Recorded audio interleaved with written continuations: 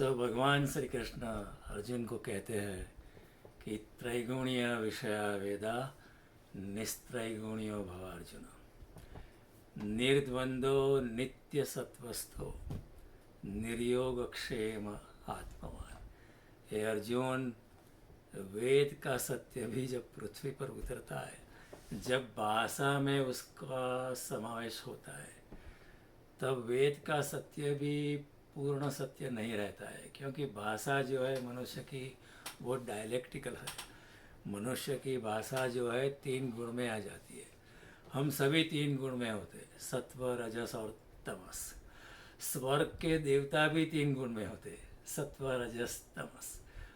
कोई योगी जो होता है जो तीनों गुण से पार चला जाता है, ऐसे योगी को हम कहते हैं त्रिगुणातीत, जो तीनों गुण से पार चला गया, जो समय से पार चला गया, जो स्थान से पार चला गया। One who has transcended beyond the barriers of time, space, sense organs, intelligence, and all that we can conceive of, and who is sitting in his own inner self, जो अपने आत्मा में रत है। इसलिए भगवान कहते हैं कि वेद का सत्य भी जब पृथ्वी पर उतरता है तो क्योंकि वो भाषा में आता है, और भाषा मनुष्य की बनाई हुई है, और भाषा भी 3 गुण में, इसलिए सत्य भी थोड़ा 3 गुण में आवृत हो जाता है। इसलिए भगवान कहते हैं कि मैं आपको गीता समझा रहा हूँ अर्जुन, लेकिन गीता मैं भी पूर्णतया सत्य को घेर नहीं सकता। सत्य को पूर्णतया कॉम्प्रिहेंसिवली उसको मैं भाषा के माध्यम से उसका प्रेजेंटेशन नहीं कर सकता।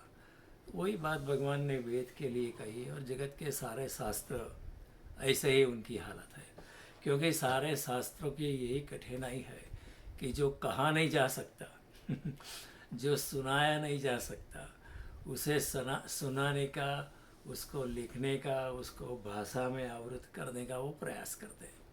हालांकि वो प्रयास अच्छा है, ऐसा नहीं कि नहीं करना चाहिए, क्योंकि कई लोगों ने, पश्चिम के लोगों ने ऐसा भी लिखा कि that which cannot be said should not be said लेकिन कृष्ण है, महावीर है, बुद्ध है, ओशो है, शंकराचार्य है, उन्होंने वो जानते थे कि सत्य को पूर्णतया कहा नहीं जा सकता है, लेकिन करुणा से उन्होंने सत्य को कहने का प्रयास किया, उस आशा में कि हमारे जैसे लोग जो संसार में भटक गए हैं और हमको कोई मार्गदर्शन नहीं है, ऐसे लोगों के लिए कोई उंगली का सहारा मिल जाए। इसलिए बुद्ध जानते थे कि सत्य को कहा नहीं जा सकता है, लेकिन फिर भी बुद्ध ने 40 साल तक सत्य को कहने का प्रयास किया, पूरे हिंदुस्तान में घूमे। महावीर भी जानते थे, लेकिन महावीर भी 40 साल तक उन्होंने सत्य को कहने का प्रयास किया।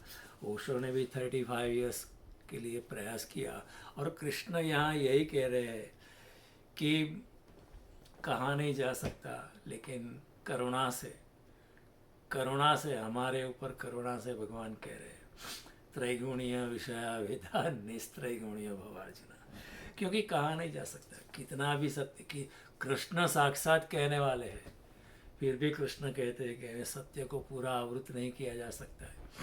और कृष्ण भी कहते हैं कि जो कुछ मैं बताता हूँ अर्जुन मेरे बारे में, वो एक सैंपल है, पूर्ण सत्य पूर्णतया तो मेरा वर्णन मैं भी नहीं कर सकता हूँ। एतत् तद उद्देश्यत प्रोक्तो, मैंने तेरे सैंपल के लिए बताया। विभूतेर विस्तरो माया, मेरा विस्तार इतना बड़ा है, उसको कहा नहीं जा सकता है। इसलिए लिखने वाला ने लिखा है कि लिखते यदि गृहीत्वा शारदा सर्वकाली तदपि तव गुणानाम ईश पारम न याति। साक्षात सरस्वती भी लिखे, हमारे जैसा कोई Tom Dick and Harry Gary नहीं, साक्षात सरस्वती वो भी सदाकाल लिखती ही रहे। लिखती यदि गृहीत्वा शारदा सर्वकाली तदपि तव गुणानाम ईश पारम न याति, फिर भी आपके गुणों को पूर्णतया उसको आवृत नहीं किया जा सकता है। वही बात कृष्ण इधर कहते हैं। कृष्ण, माइंड यू, कृष्ण वेदों की निंदा नहीं कर रहे। कई पंडितों ने ये गलत अर्थघटन किया है कि कृष्ण इधर वेदों की निंदा करते हैं और गीता को ऊपर बताते हैं। ऐसा कुछ नहीं। ये जो फालतू चीज़ है, ये सब जो कंपैरिजन जो है तुलनात्मक चीज़ों में, कृष्ण या बुद्ध या महावीर जैसे योगी लोग इसमें नीचे आते ही नहीं है। वो अपनी उत्तरी अवस्था बनाते रहते हैं। तो उन्होंने भी कहा, कृष्ण ने भी, कि ये कहा नहीं जा सकता है। बुद्ध को जब आत्मज्ञान हुआ तो कितने दिन तक वो मौन में चले गए। कथा बनाई है बुद्धिस्ट लोगों ने, कथा सच हो या ना हो इससे हमारा मतलब नहीं, लेकिन कथा का बोध जो है हमें ग्रहण करना चाहिए। कथा ऐसी बनाई कि देवों ने आकर कहा कि आपको जो ज्ञान मिला है वो लोगों को बताओ, आप मौन में से क्यों चले गए। तो बुद्ध ने कहा वैसे भी कहा नहीं जा सकता है तो क्यों कहूँ, और कहूँगा तो लोग गलत अर्थ निकालेंगे, क्योंकि लोग आखिर लोग हैं, और सत्य वैसे भी कहा नहीं जा सकता है। माध्यम बदल जाता है। मुझे सत्य का अनुभव इंद्रियों के पार हुआ, बुद्धि के पार हुआ, वाणी से पार हुआ।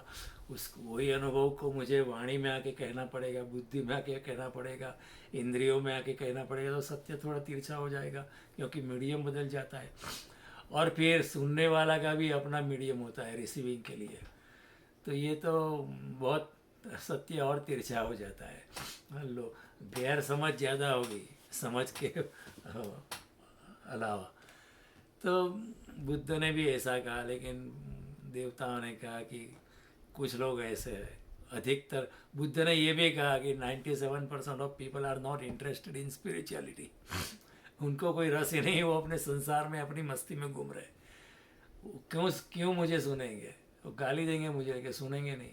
तो देवताओं ने कहा आपकी बात ये भी सही है, लेकिन 1% ऐसे लोग हैं उनको अध्यात्म में डूबना है, लेकिन उनके पास हिम्मत नहीं है, उसको मार्गदर्शन देने वाला कोई नहीं, उनको ठीक तरह से सत्य बताने वाला कोई नहीं है। सत्य का अनुभव होना एक चीज़ होता है, लेकिन जो अनुभव आपको मिला है, जो आत्मज्ञान आपको मिला है, वो दूसरे को बताना एक और चीज़ होती है। इसलिए मैंने आपको बताया था पहले कि जैन शास्त्रों में तीर्थंकर उसी को कहते हैं जिसने आत्मज्ञान अपने आप को जाना है, और न केवल जाना है, वो दूसरों को जनाने में, दूसरों को बताने में भी वो काफ़ी कुशल है। ऐसे लोगों को ही तीर्थंकर किया। हालांकि कई जैन मुनि को आत्मज्ञान हुआ था, लेकिन वो बता नहीं सकते थे।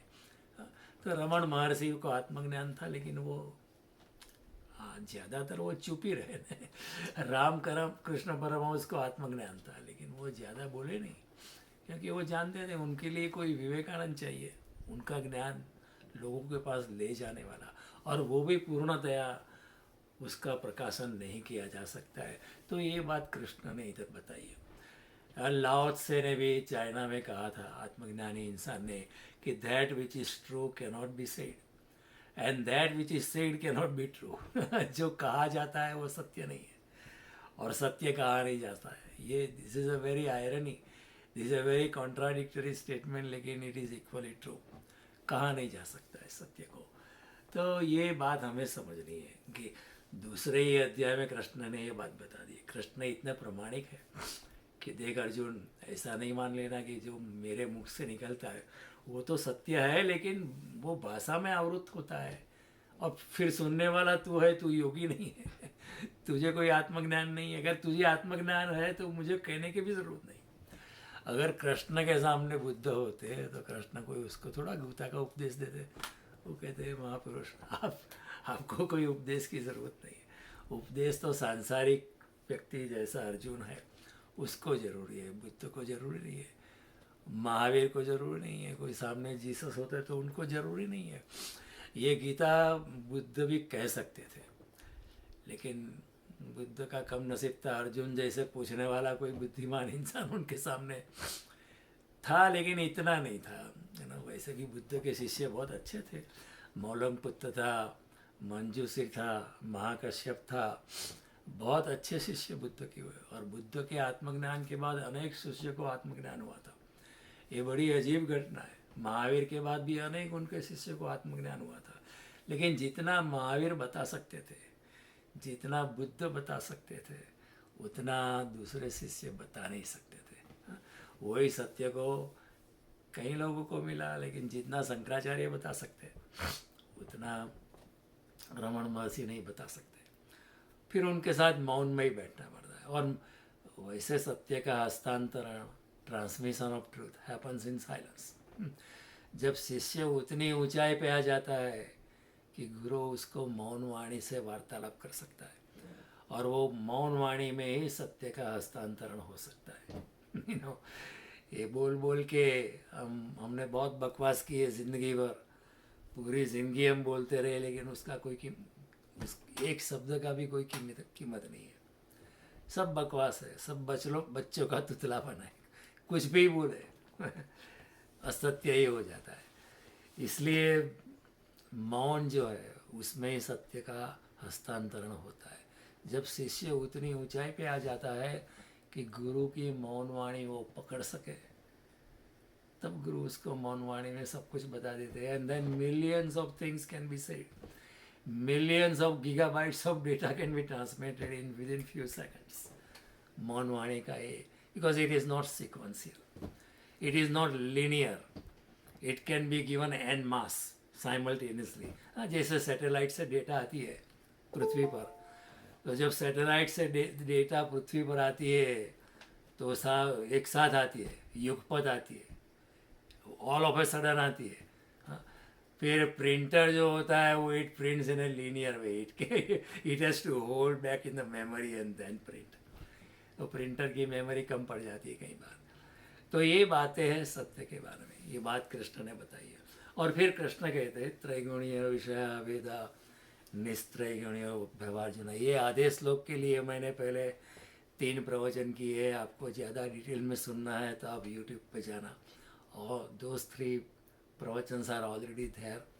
आई थिंक प्रवचन नंबर 33, 34, 35, 36 और maybe 34, 35, 36, whatever they may be, just explore them.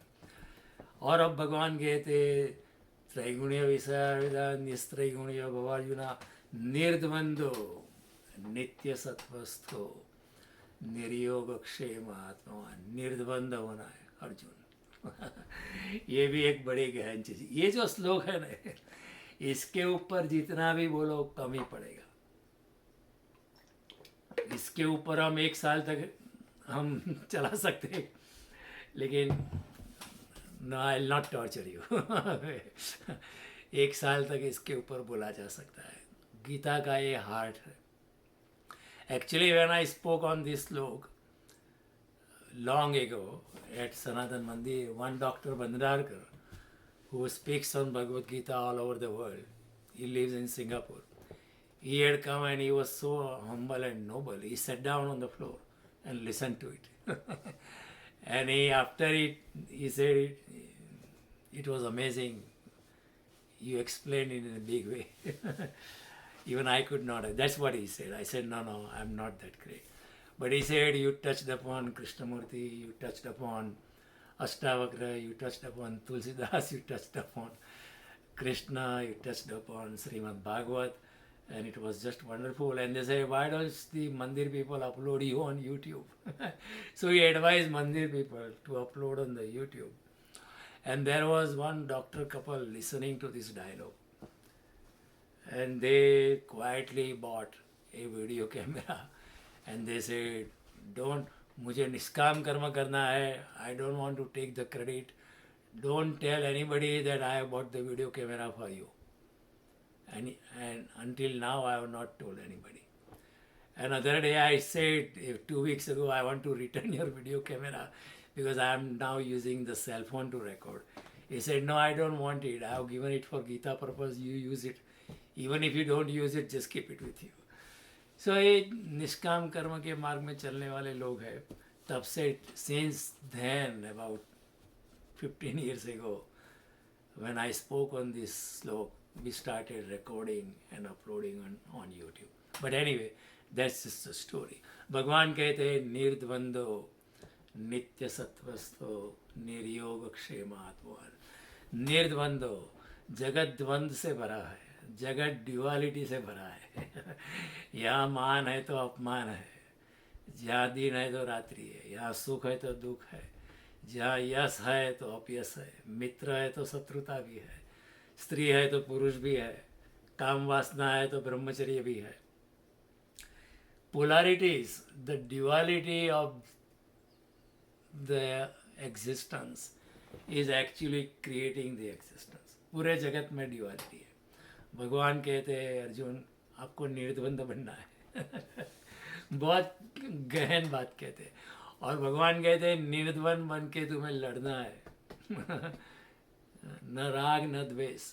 भगवान आगे पहले कह दिया भगवान ने, सुख दुखे समय कृत्वा लाभालाभो जया जयो ततो युद्धाय युज्वस्व नैवं पापम वाप्स्यसि। सुख दुख को समान कर कर, हानि लाभ को समान करके, जय पराजय को समान करके, बिकमिंग इंडिफरेंट टू देम, अनासक्त होकर तू लड़ेगा तो तुझे कोई पाप नहीं लगेगा। ये मेरी गारंटी है। ये कृष्ण की इज अ न्यू लॉ। तू सुख दुख को समान कर कर, हानि लाभ को समान कर कर, शत्रुता मित्रता को समान कर कर, जीवन में क्या मिलेगा नहीं मिलेगा उसको समान कर कर, अपनी तुरीय अवस्था में आके बैठ के, स्थित प्रज्ञता में आके बैठ के, अपनी आत्मनिष्ठ स्थिति में आके बैठ के तू लड़ेगा तो तू पूरे संसार को मार देगा। जहाँ यहाँ जितने भी लोग इकट्ठे हुए सबको मार देगा, सबकी हत्या कर देगा, तो अभी तुझे कोई पाप नहीं लगेगा। लेकिन माय कंडीशन इज दिस, निर्द्वंद होना है। ये बहुत मुश्किल है। निर्द्वंद होना। आमतौर पर हमारे जिंदगी में राग होता है, द्वेष होता है, शत्रुता होती है, मित्रता होती है। भगवान कहते हैं कि इन सभी चीज़ों से उठ जाना है और अपने आत्मा के प्रति चेतनवान होना है। अपने चेतना के प्रति चेतनवान रहना है, तभी तू निर्द्वंद बन सकेगा। इसलिए भगवान कहते हैं निर्द्वंदो नित्य सत्वस्थो। नित्य सत्वस्थो यानी सदा परमात्मा में अपना ध्यान लगाना। निर्योग क्षेम आत्मवान। Be conscious of your own conscious. Stay within, अपने चेतना के साथ बैठ, अपने आत्मा में रममाण रह, तो तू अपने आप निर्द्वंद हो जाएगा। ये भी एक कठिन तत्व है। क्योंकि पकड़ना राग है, त्यागना द्वेष है, लेकिन जिसको पकड़ना ही नहीं उसको छोड़ना कैसा। मैं बार बार आपको कहता हूँ कि मेरा किसी के घर जाएगी, सोने के लिए कोई अच्छी जगह नहीं है तो कोई बात नहीं, भूमि पर सो जाएगी। हाँ, कोई दिन भॉइं पर लौटना जी। और कहीं अच्छा सोने के लिए गादी देते कोई, तो कोई वो नहीं कहेगी मैं तो हमेशा भूमि पे सोती हूँ। I don't sleep on a big nice mattress. Okay, आज मैट्रेस है तो मैट्रेस का भी स्वीकार है। हमें कोई राग नहीं है, हमें कोई द्वेष नहीं है।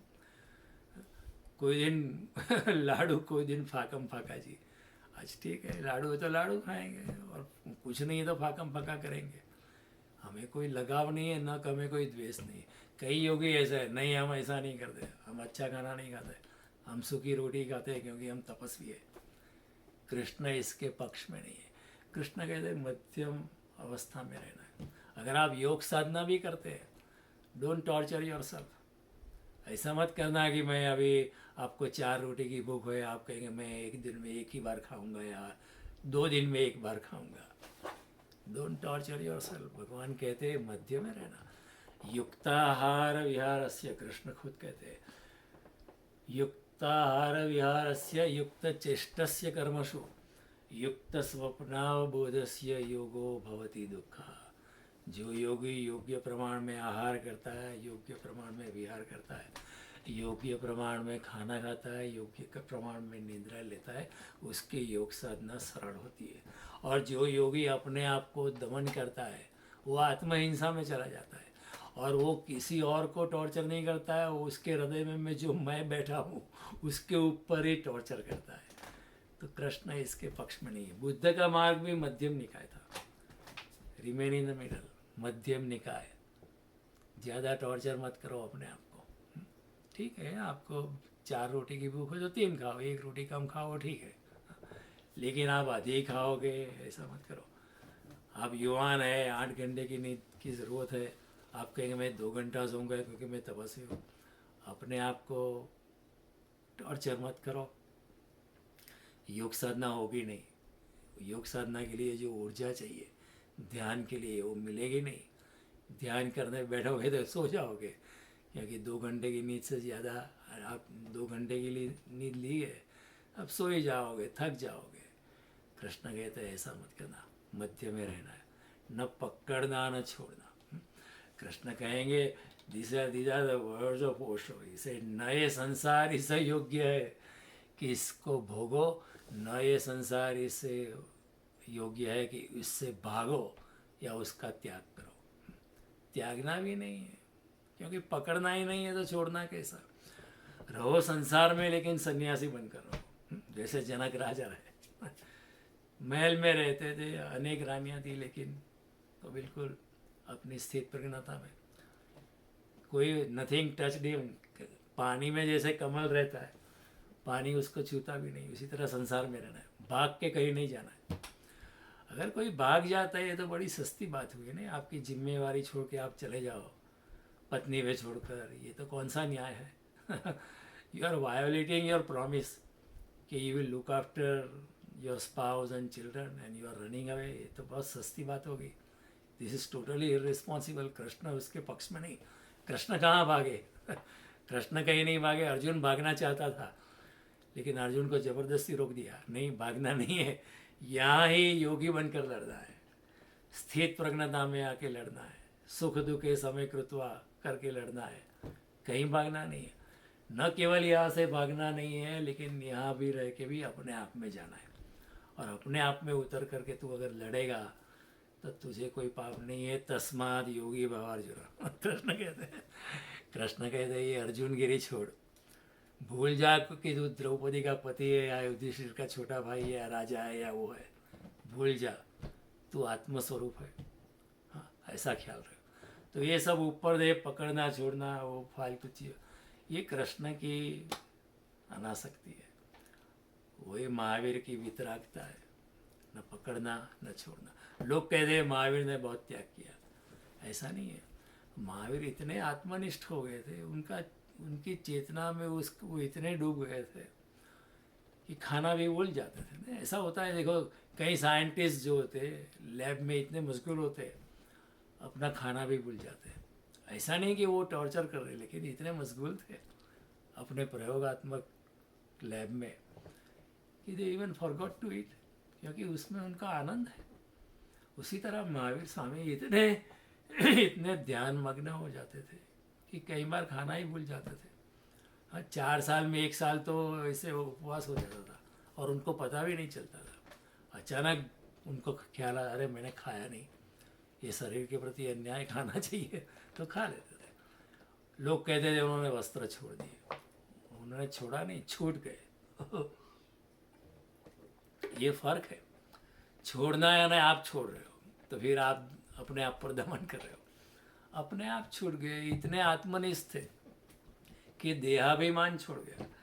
He was so conscious of his own consciousness that his body consciousness was zero। तो ये अपना शरीर का क्या हो रहा है, ऊपर वस्त्र है या नहीं, उनका ख्याल नहीं रहा।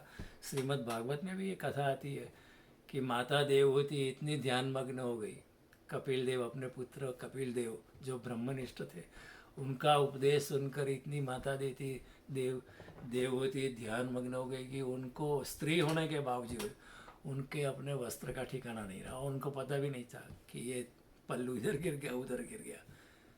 वो अपने आत्मा में रमण थी, तो अपने आप छूट जाता है। अपने आप छूट जाना ये अलग बात होती है। कई लोग दमन करते हैं, ब्रह्मचर्य लगाना है, स्त्री को देखना भी नहीं है। जितना स्त्री से भागो इतना स्त्री साइकोलॉजिकली आपका पीछा करेगी। कई स्त्रियां भी मैंने देखी है। एक बार एक स्त्रियों का वृंद आया था, एक जगह मैं मेहमान था। वो हम पुरुष को सामने देखते नहीं। क्यों नहीं देखते? नहीं, हमें नहीं देखते, हमारा ब्रह्मचर्य चल रहा है। तो जितना पुरुष से भागोगे उतना पुरुष आपके सपनों में खड़ा हो जाएगा, फिर आप न्यूरोटिक हो जाओगे, आत्महिंसा में चले जाओगे, सेल्फ टॉर्चर में चले जाओगे। जिस इंसान को अपने आत्मा में रमण है उसको न स्त्री से परवाह है न पुरुष से परवाह है। क्योंकि उसको आत्मा का इतना ज़्यादा आनंद है कि उसको स्त्री या पुरुष का आनंद में कोई रस नहीं रहता है। उसको परमानेंट आनंद चाहिए में, वो अपनी निजानंद की मस्ती में है। तो जब ऐसी चीज़ होती है तो सब कुछ अपने आप, न राग न द्वेष। इसलिए हमने देखा संत लोगों को, बहुत परेशान करने वालों को भी संत लोग प्रेम जताते थे। ये कैसे हो सकता है? हम लोग तो ऐसा नहीं कर सकते। कोई मुझ पे पत्थर मारे या गाली दे तो मैं उसको मारने जाऊंगा। गीता पे हालांकि भाषण करता हूँ, लेकिन जब at the moment of truth, unless and until it is gone to the core of my being, ये सब ये सब छूट जाता है, मैं भी मारने के लिए जाऊंगा। क्योंकि दो मन होते हैं, एक मन होता है चेतन मन और एक मन होता है अचेतन मन। ऊपर ऊपर से जो हमने दबाया है वो अचेतन मन में चलाया जाता है। दिन में हमने उपवास किया तो रात को सपने में मैं I get invited to a nice party and I am eating a lot. क्योंकि दिन में जो उपवास किया है, टॉर्चर माई सेल्फ। और उपवास का मतलब भी लोग गलत लगाते हैं ना। उपवास यानी ऊपरवास। आज एक दिन ऐसा रखना है कि आज मैं दैनंदिन कार्य को छोड़कर किचन भी पर में जफा नहीं करनी है, बस भगवान में लीन होना है, आध्यात्म में खो जाना है, उपरवास करना है। लेकिन हमारा उपवास का मतलब है कि नहीं खाने का या क्या खाने का। हाँ, एकादशी के लिए क्या खा सकते हैं क्या नहीं खा सकते। पूरा मीनिंग चला गया ना। तो कृष्ण मूर्ति ने भी ये निर्द्वंद अवस्था को कहा है। इधर भगवान निर्द्वंद कहते हैं, अनासक्ति कहते हैं। महावीर स्वामी ने उसको वितरागता कही, बुद्ध ने उपेक्षा कही, कृष्ण मूर्ति ने उसको कहा चॉइसलेस अवेयरनेस। चुनना ही मत। जो आ पड़ा सो कर लिया। Don't identify yourself, only identify yourself with your inner self, don't identify yourself with the external one. Then you will be sitting in your own self. फिर then will be to self. आपका एक inner self होगा, एक outer self होगा। बाहर फिर क्या होता है, जो काम करने को आ पड़ता है वो आप कर लेते हैं। आप पति है, पिता है, माँ है, पत्नी है, संसार में फर्ज निभानी होती है, आप ऊपर ऊपर से निभा लेते हैं, ठीक तरह से निभाते हैं। लेकिन आप अपने आत्मा में स्थित है, तो ऊपर का कार्य जो है वो आपका एक नाटक बन जाता है। और अंदर आप अपनी आत्मा में स्थित है। जब ऐसा होता है तो क्या होता है कि आप जो भी कुछ करते हैं, आप आत्मनिष्ठ होकर जो कुछ भी करते हैं वो आपकी एक लीला बन जाती है। इसलिए हमने कृष्ण के जीवन को कहा कृष्ण लीला, क्योंकि कृष्ण ने जो कुछ भी किया वो लीला थी। Krishna did not identify himself, his inner being was different than the outer self, So बाहर तो लीला चलती रही, बाहर एक नाटक चलता रहता है, और अंदर भगवान अपनी स्थित प्रज्ञता में अपनी आत्मनिष्ठ, इसको अपने आत्मवान जो स्थिति होती है उसमें भगवान मग्न है। बाहर से 16,108 स्त्री के पति है, लेकिन फिर भी कृष्ण नैष्ठिक ब्रह्मचर्य में। ये कठिन तत्व है। जब सीता चोरी हो जाती है, राम से रावण लेके चला जाता है, तो राम एक सांसारिक आदमी होने का नाटक करते हैं। सीता को ढूंढते हैं, रोते हैं, वृक्षों से पूछते हैं, पक्षियों से पूछते हैं, मेरी सीता देखी आपने। लेकिन अंदर से तो वो अपने ब्रह्म स्वरूप में, ऊपर से जो नाटक करते हैं उसके साथ उनका कोई अटैचमेंट नहीं है। इसलिए राम ने भी जो किया उसको हम कहते हैं लीला। तो लीला एक अद्भुत शब्द है, यानी आप अनअटैच्ड होकर, द्वंद्व रहित होकर, निर्द्वंद होकर आप अगर जीवन जीते हो तो आपका जीवन एक लीला हो जाता है। ये लीला शब्द अद्भुत है, सनातन धर्म में निकाला है। उसका मतलब ये है कि आपकी ज़िंदगी एक नाटक है, अनअटैच्ड, जो आ पड़ता है वो कर लेता है।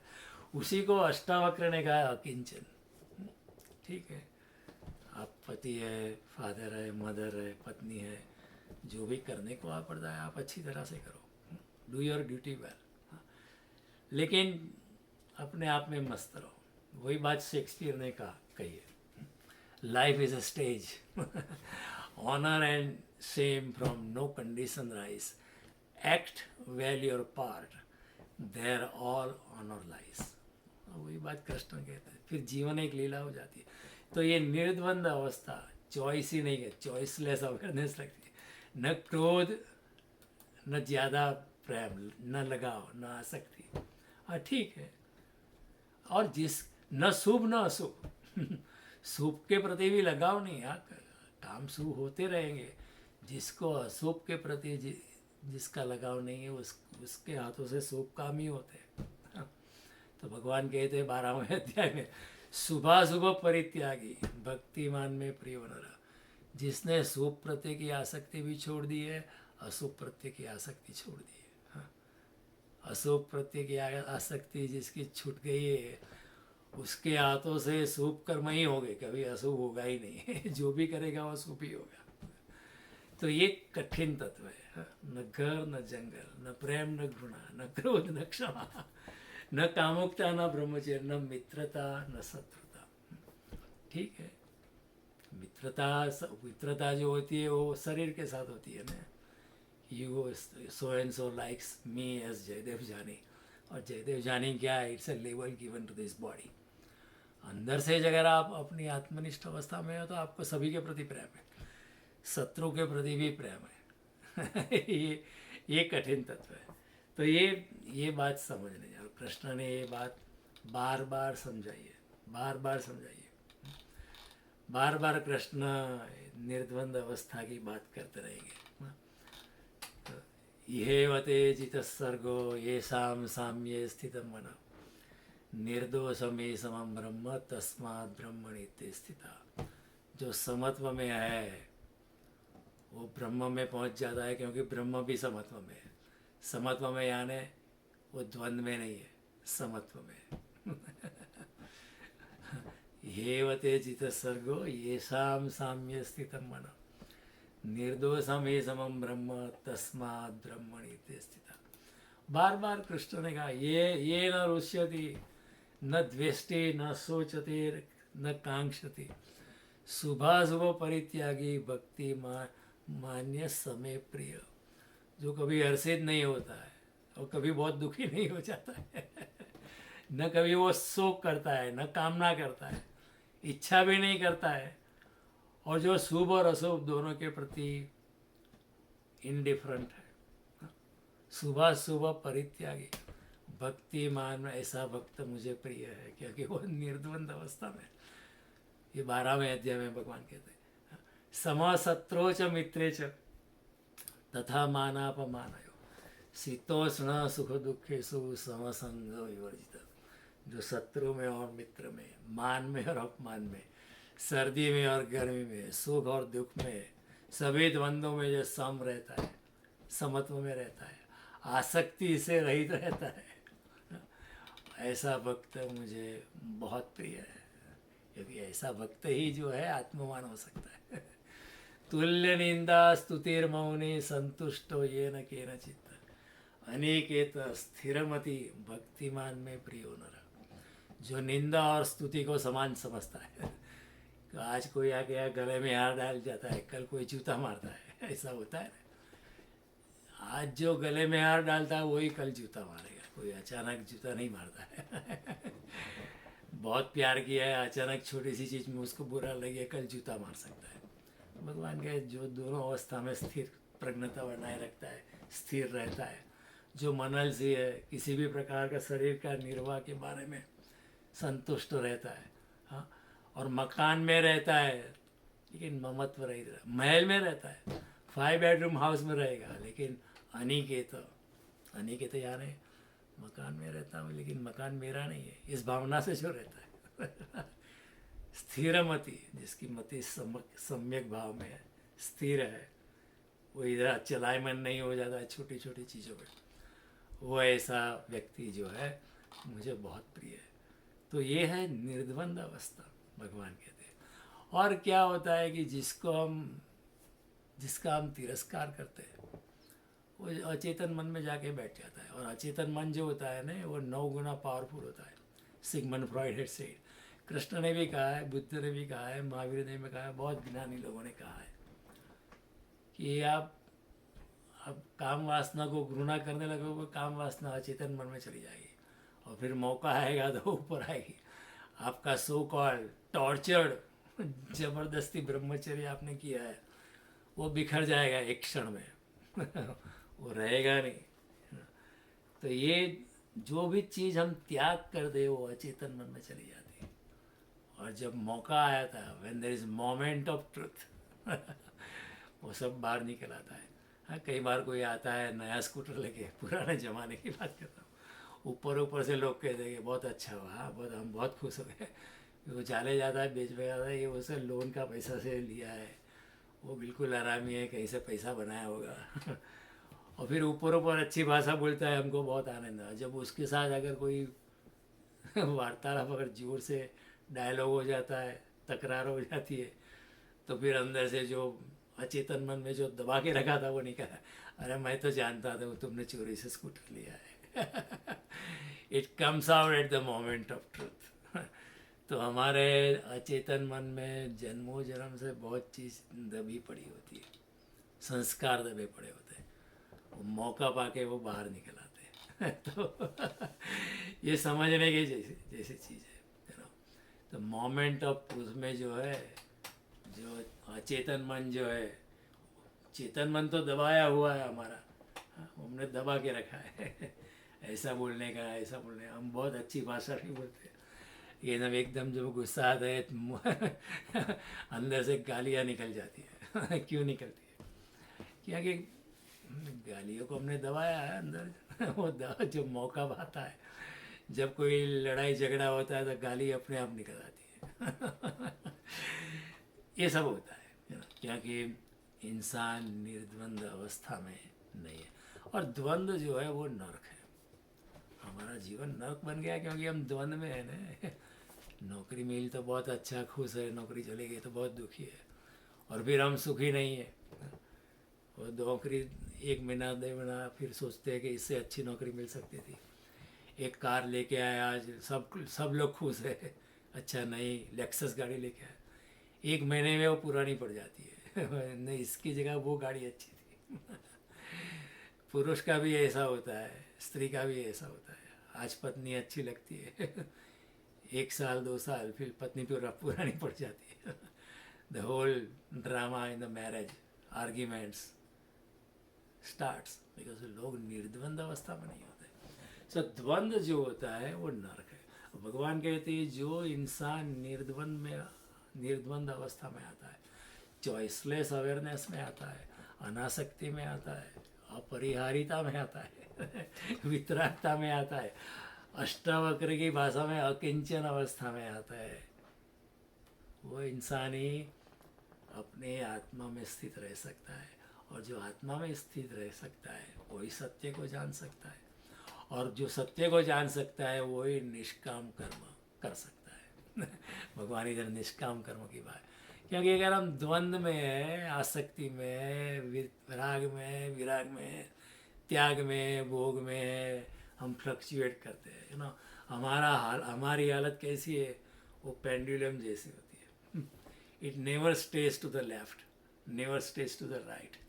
जब बाएं दाएं जाती है तो it gathers energy and momentum to go to the left, and when it goes to the left it gathers momentum to gather energy to go to the right. कभी भी बीच में तुरी अवस्था में अपनी स्थित प्रज्ञता में इंसान हम लोग होते नहीं, योगी हो जाता है।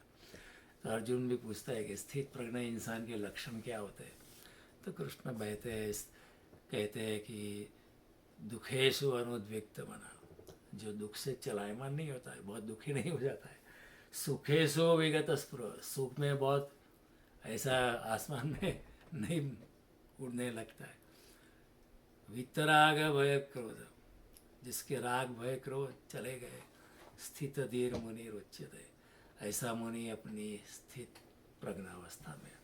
प्रजाति यदा कामान सर्वान पार्थ मनोगतान, आत्मन्यवात्मन तुष्ट स्थित प्रज्ञ तदोच्यते। जो फिर से भगवान कहते हैं आत्मा में तिष्ठ।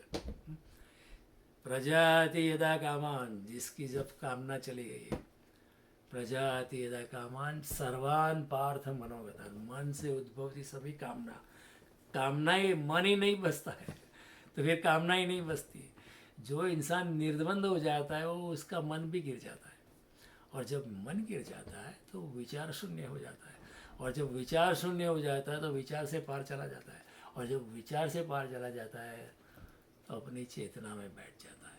ये प्रक्रिया है। जब मन गिर जाता है तो इंसान आत्मज्ञान में चला जाता है। जब बुद्ध को आत्मज्ञान हुआ तो बुद्ध ने कहा, हे मेरे मन, मैं तुझे अब मुक्त करता हूँ। तूने मुझे जन्मों जन्म में तुझे साथ दिया है, लेकिन मैं तुझे आज मुक्त करता हूँ। लेकिन मन क्या है? मन इतना हमको जल्दी डिवोर्स नहीं देता है वो 1000 लफड़े खड़ा करता है कृष्ण भी कहते हैं 15वें अध्याय में, जब इंसान अपनी देह छोड़ के चला जाता है तो क्या होता है? आत्मा तो मरती नहीं है, लेकिन मन भी नहीं मरता है अधिष्ठाय मनश्चायम विषयानुपसेवते। इस जन्म में जैसा मन हमारा था, वैसे वो मन जो है हमारी एस्ट्रल बॉडी को आवृत कर देता है, और फिर दूसरा शरीर ऐसा मिलता है मन के अनुसार।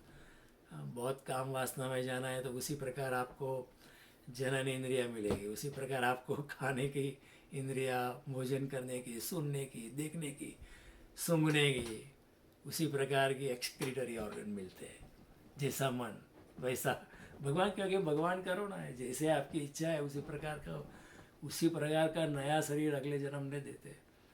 तो भगवान 15वें अध्याय में बहुत साफ कहते हैं, क्षोत्रम च चक्षु स्पर्शनम च रसनम घ्राणम एव च अधिष्ठाय मनश्चायम विषयानुपसेवते उसी प्रकार जैसा मन है उसी प्रकार क्षोत्र चक्षु स्पर्शनम रसनम घ्राणम एव च उसी प्रकार देखने की इंद्रिय, सूंघने की इंद्रिय, सुनने की इंद्रिय, स्वाद की इंद्रिय, जनन इंद्रिया काम वासना के लिए मन के अनुरूप मैं आपको देता हूँ। उसी प्रकार आप विषय को भोगोगे अगले जन्म में, लेकिन भोगोगे फिर उसके भी परिणाम होते हैं ना, आप निर्द्वंद नहीं बन पाओगे, चेतना में नहीं जाओगे। तो इसलिए बुद्ध ने भी कहा जब आत्मज्ञान हुआ कि मन तो छोड़ता नहीं हमको जन्मों जन्म साथ आता है। It is very difficult to take divorce from मन हमारे संसार में भी डिवोर्स लेना बहुत मुश्किल होता है लेकिन इससे भी ज़्यादा मुश्किल मन के साथ डिवोर्स लेना बहुत मुश्किल है। लेकिन तब होता है जब इंसान आत्मनिष्ठ हो जाता है तो मन मर जाता है, मन गिर जाता है। तो बुद्ध का आत्मज्ञान हुआ तो मन चला गया, मन गिर गया, मन रहा ही नहीं। क्योंकि कौन हमें रोकता है आत्मज्ञान के अंतर यात्रा से जाने के लिए? कौन हमें रोकता है? हमारा मन ही रोकता है ना, लाख प्रकार के आर्ग्यूमेंट देता है। If you start meditating your own mind will tell you क्या कर रहा है, पागल हो गया, इतने काम है इधर बैठ के क्या मिलेगा? मंदिर जा रहा है, गीता पढ़ रहा है, क्या करेगा? किसका कुछ मिला नहीं, तू क्यों पढ़ता है, क्या मिलेगा? 1 साल से पढ़ा, क्या हुआ? कुछ नहीं हुआ। It will do rationalization in your mind.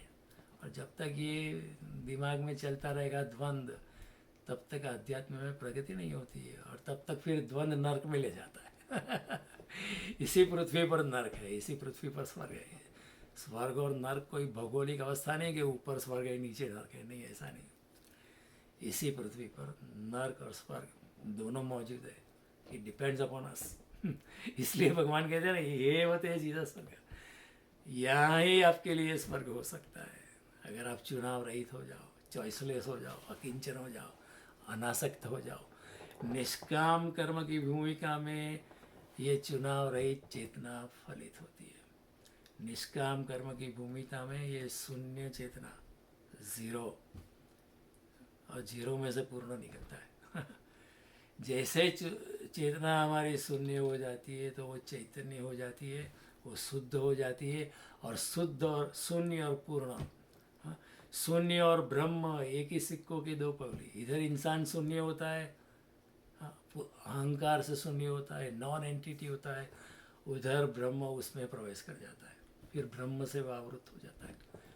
प्रेम गलियति सांकड़ी तामे दो न समाए। कहाँ तो भगवान रहते हैं, क्या तो भक्त रहते हैं। भक्त जो है भगवान में विसर्जित हो जाता है। जैसा ही भक्त शून्य होता है भगवान उनमें प्रवेश कर जाते हैं। जैसे पानी की एक बूंद में समुद्र प्रवेश कर जाए तो पानी की बूंद रहती नहीं है, उसी तरह भक्त में जब भगवान प्रवेश करते हैं तो भक्त रहता नहीं, भक्त शून्य हो जाता है, भक्त निर्द्वंद हो जाता है, उसकी चेतना शून्य हो गई। इधर शून्य हुए और उधर ब्रह्म का पता लगा, इधर शून्य हुए उधर आत्म साक्षात्कार हो गए, इधर शून्य हुए निर्द्वंद हुए और उधर पूर्ण से दोस्ती हो गई। This happen simultaneously It doesn't happen consequentially. It is not linear, it happens at the same time. Sanskrit भाषा में बहुत अच्छा शब्द है इसके लिए, युगपत. Happens all at a time, not in a linear way, not in a consequential way. Happens all at a time. तो पकड़ना भी मत, छोड़ना भी मत. न ये संसार इसे योग्य है कि इसे भोगो, न ये संसार इसे कि इसे भागो. भागो भी मत. भागो का मीन्स आपकी पकड़ है. जिससे हम भागते हैं उसकी पकड़ हमारे दिल में रह जाती है. ऐसा होता है. मैंने अगले बार आपको एग्जाम्पल दिया था कि जैन मुनि ने अच्छा भजन लिखा कि तुम्हारे महलों में मुझे रस नहीं है.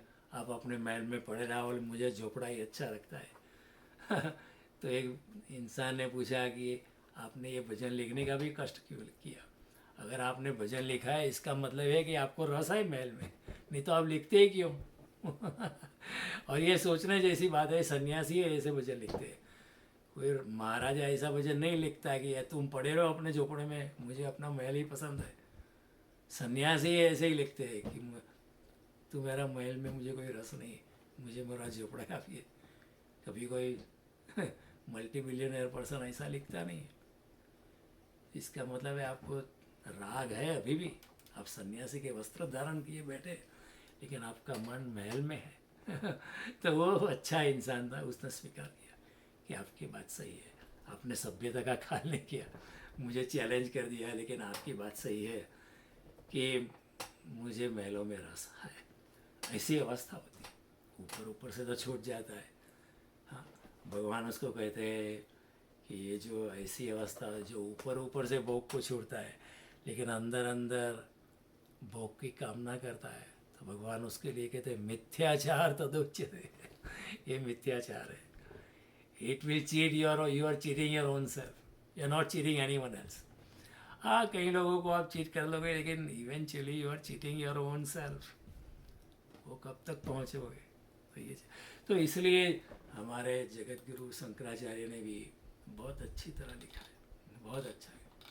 उन्होंने कहा कि चिदानंद रूप शिवोहम शिवोहम, मैं शुद्ध आत्मा हूँ और शुद्ध आत्मा में स्थित हूँ. मैं मन नहीं हूँ, मैं बुद्धि नहीं हूँ, न अहंकार हूँ, न अंतःप्रेत वृत्ति हूँ. मैं श्रवण करने की इंद्रिया नहीं हूँ, न जीभ हूँ, न नयन हूँ, न मैं नासिका हूँ. मैं कोई 5 इंद्रिया भी नहीं. मैं कुछ नहीं हूँ. मनोबुद्धि अहंकार चित्तानि नाहम्, न चक्षुत्र जीवे न च घ्राण नेत्र न च व्योम भूमिर्न तेजो न वायु चिदानंद रूप शिवोहम शिवोहम. मैं चिदानंद स्वरूप हूँ, आत्मस्वरूप हूँ. मुझे इन सबों के प्रति कोई आसक्ति नहीं है. मैं अपनी नाक नहीं हूँ, न मैं अपना मन हूँ, न बुद्धि हूँ, न इंद्रिय हूँ, न च प्राण संगनो, न वै पंच वायु, न वा सप्त धातु, न वा पंचकोश, न वा पाणिपादो, न चोपस्थ पायु चिदानंद रूप. मैं तो शुद्ध आत्मा हूँ. न मैं प्राण हूँ, न मैं संज्ञा हूँ, न 5 वायु हूँ, न मैं सप्त धातु हूँ, न मैं पंचकोश भी नहीं हूँ. मैं कोई माध्यम नहीं हूँ. मैं निष्कासन या प्रजनन सुगति संग्रहण वगैरह मैं कुछ नहीं. मैं तो शुद्ध आत्मा हूँ. 5 वायु होते, प्राण, उदान, अपान, व्यान, समान.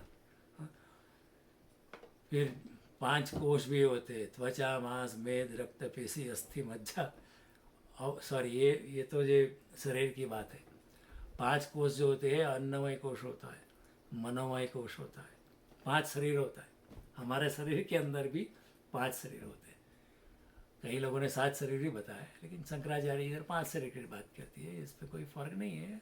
कोई ज़्यादा एनालिसिस करके 7 भी बता सकते हैं, कोई 700 भी बता सकता है, उसमें कोई दिक्कत नहीं. लेकिन एक ही बात है, न मैं अन्नमय कोश हूँ, न मैं मनमय कोश हूँ, न मैं प्राणमय कोश हूँ, न मैं विज्ञानमय कोश हूँ, न मैं आनंदमय कोश हूँ, और मैं कोई जनेन्द्रिय नहीं हूँ, न पैर हूँ, न हाथ न हूँ, और मैं शुद्ध आत्मा हूँ.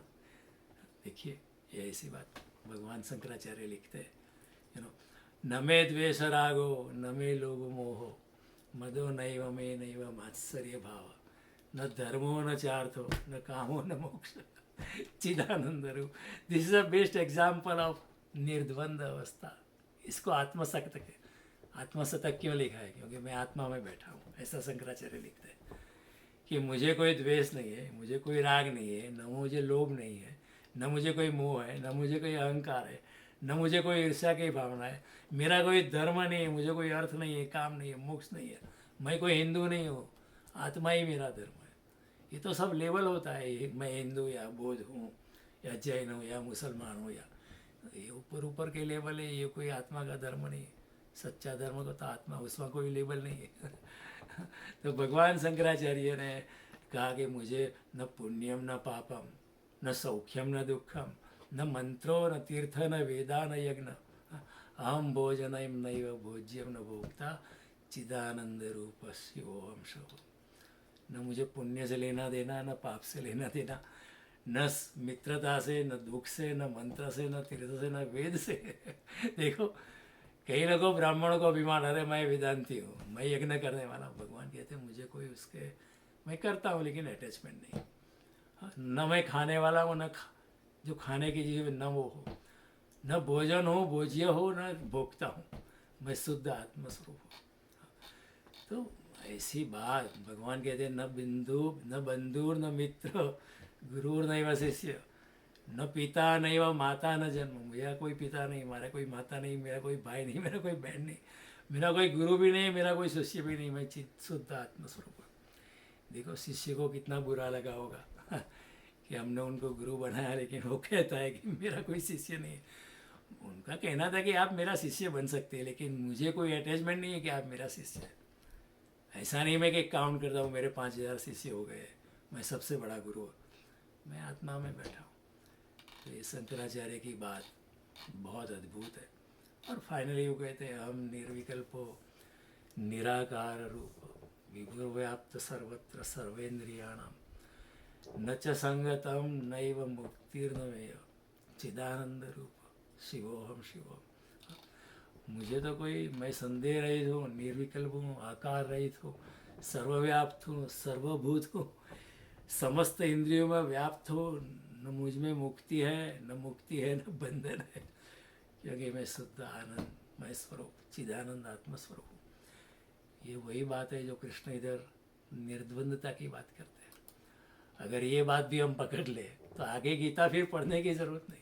कोई अगर जिंदगी में निर्द्वंद हो जाए, निर्द्वंद नित्य सत्वस्थ हो जाए, निर्योग क्षेम, वो हम बात करेंगे अगली बार, आत्मावान कोई हो जाए, तो फिर गीता आगे पढ़ने की कोई ज़रूरत नहीं, वो हो गई बात पूरी। और दूसरे अध्याय में भगवान कहते हैं, ऐशाम ब्राह्मी स्थितिम पार्थ नयनम प्राप्य विमयति स्थित्वा अस्य अंतकाले भी ब्रह्म निर्माण वृक्षति। हे पार्थ, इस स्थिति में अगर कोई रहेगा मृत्यु तक, तो उसको फिर वो ब्रह्म में स्थिति, ब्रह्म निर्वाण में आ ही जाता है। आगे कुछ करने की जरूरत नहीं, वो ऐसा स्थिति हमेशा बनी रहती है। एक बार आत्मज्ञान में प्रवेश होता है, फिर संसार आपको छूता नहीं है। श्री कृष्ण भी गीता में उसका एग्जाम्पल देते हैं कि जैसे पका हुआ धान्य जो होता है, उसको ज़मीन में ना, पका हुआ राइस हो, पका हुआ गेहूँ हो, उसको ज़मीन में डालो तो उसमें से पौधा नहीं निकलता है। उसी तरह जो योगी बन गया है, उसको संसार में डालो, उसको कोई असर नहीं होती है, क्योंकि वो निर्द्वंद अवस्था में रहता है, स्थित प्रज्ञ अवस्था में रहता है, चिदानंद अवस्था में रहता है, शिवोहम अवस्था में रहता है, बिल्कुल अनासक्ति से रहता है, वितरागता में रहता है, अकिंचन भाव से रहता है, वितरागता से रहता है, उपेक्षा से रहता है, जो भी बोलो। तो ऐसे इंसान के लिए फिर आत्मज्ञान में ही वो रहता है, आत्म अवस्था में रहता है, remains conscious of his own consciousness, is not body conscious at all. उसका देहाभिमान, शरीर के प्रति जो अटैचमेंट था वो चला जाता है, वो अपने आत्मा में मस्त रहता है। ऊपर ऊपर जो होता है, जो करना है वो करता है, होता है वो होता है, लेकिन अपनी स्थित प्रज्ञता बनाए रखता है। ये बात कृष्ण इधर बता रहे हैं।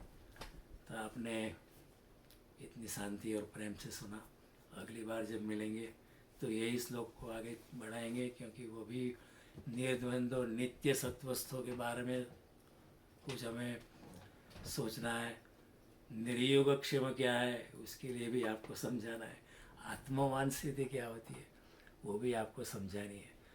तो ये श्लोक इसलिए मैं कहता हूँ, this is our fourth discourse on the same shloka, only one shloka, and we might do one some more because this shloka is very deep. उसके लिए आप मनन करना, चिंतन करना, ध्यान में डूबने का प्रयास करना और परमात्मा के साथ एकात्मकता साधने का प्रयास करना, और दिन में कम से कम एक घंटा निकाल के अपनी चेतना के साथ संलग्न होने का प्रयास करना, तभी गीता आत्मसात होती है।